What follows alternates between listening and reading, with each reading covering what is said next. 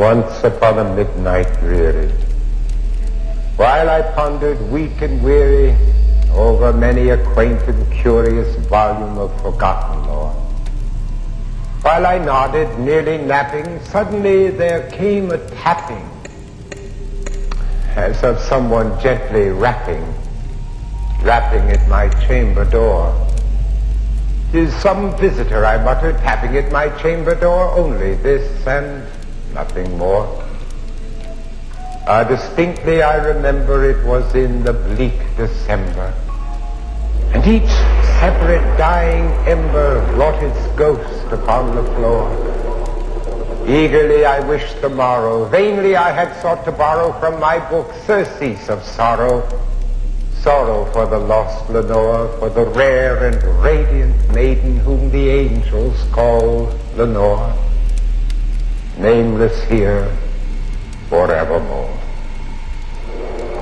And the silken, sad, uncertain rustling of each purple curtain thrilled me, filled me with fantastic terrors never felt before, so that now, to still the beating of my heart, I stood repeating, "'Tis some visitor entreating entrance at my chamber door.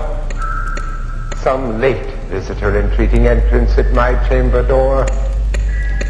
This it is, and nothing more." Presently my soul grew stronger, hesitating then no longer. "Sir," I said, "or madam, surely your forgiveness I implore. But the fact is I was napping, and so gently you came rapping, and so faintly you came tapping at my chamber door, that I scarce was sure I heard you. Here I opened wide the door.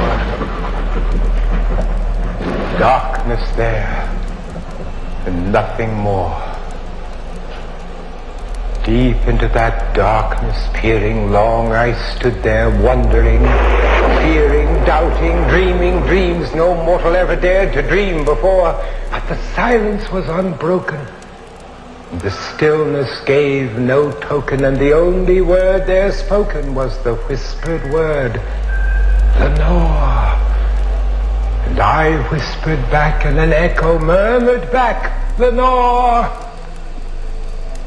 Merely this, and nothing more. Back into the chamber turning, all my soul within me burning. Soon again I heard a tapping, something louder than before. "Surely," said I, "surely that is something at my window lattice. Let me see what then thereat is, and this mystery explore. Let my heart be still a minute, and this mystery explore. 'Tis the wind and nothing more." Open here I flung the shutter, when with many a flirt and flutter in there stepped a stately raven of the saintly days of yore. Not the least obeisance made he, not a minute stopped or stayed he, but with mien of lord or lady perched above my chamber door, perched upon a bust of Pallas just above my chamber door, perched and sat, and nothing more. Then this ebony bird beguiling my sad fancy into smiling by the stern and grave decorum of the countenance it wore.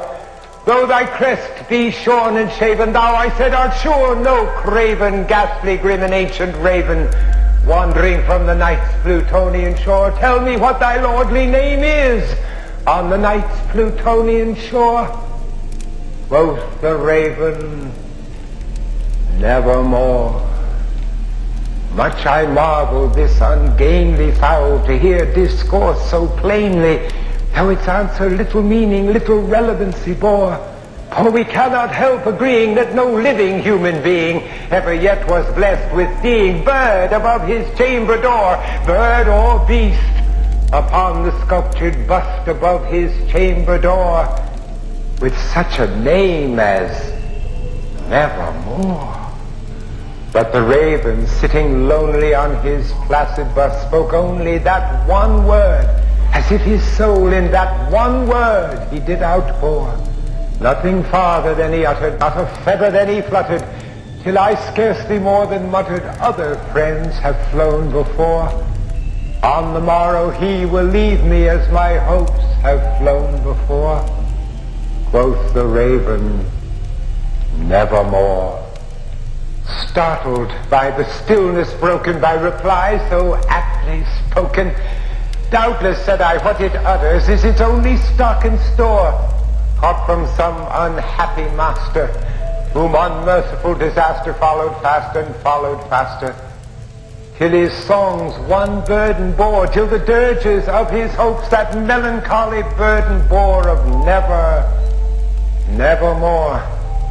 But the raven, still beguiling all my sad soul into smiling, straight I wheeled a cushioned seat in front of bird and bust and door, and upon the velvet sinking I betook myself to linking fancy unto fancy, thinking what this ominous bird of yore, what this grim, ungainly, ghastly, gaunt, and ominous bird of yore meant in croaking, nevermore. Thus I sat engaged in guessing, but no syllable expressing to the fowl, whose fiery eyes now burned into my bosom's core. This and more I sat divining, with my head at ease reclining on the cushion's velvet lining that the lamplight gloated o'er, but whose velvet violet lining with the lamplight gloating o'er she shall press, nevermore. Then methought the air grew denser, perfumed from an unseen censer swung by seraphim whose footfalls tinkled on the tufted floor. Wretch, I cried, thy God hath lent thee, by these angels he hath sent thee respite, respite and nepenthe from the memories of Lenore. Quaff, oh quaff this kind nepenthe, and forget this lost Lenore. Quoth the raven, nevermore. Prophet, said I, thing of evil, prophet still, if bird or devil, whether tempter sent or whether tempest tossed thee here ashore, desolate yet all undaunted on this desert land enchanted, on this home by horror haunted, tell me, I implore, is there balm in Gilead? Tell me, I implore. Quoth the raven, nevermore. Prophet, said I, thing of evil, prophet still, if bird or devil, by that heaven that bends above us, by that God we both adore, tell this soul with sorrow laden, if within the distant Aden it shall clasp a sainted maiden, whom the angels name Lenore, clasp a rare and radiant maiden, whom the angels name Lenore. Quoth the raven, nevermore. Be that word or sign of parting, bird or fiend, I shrieked upstarting, get thee back into the tempest and the night's Plutonian shore. Leave no black plume as a token of that lie thy soul hath spoken. Leave my loneliness unbroken, quit the bust above my door. Take thy beak from out my heart, and take thy form from off my door. Quoth the raven, nevermore. And the raven, never flitting, still is sitting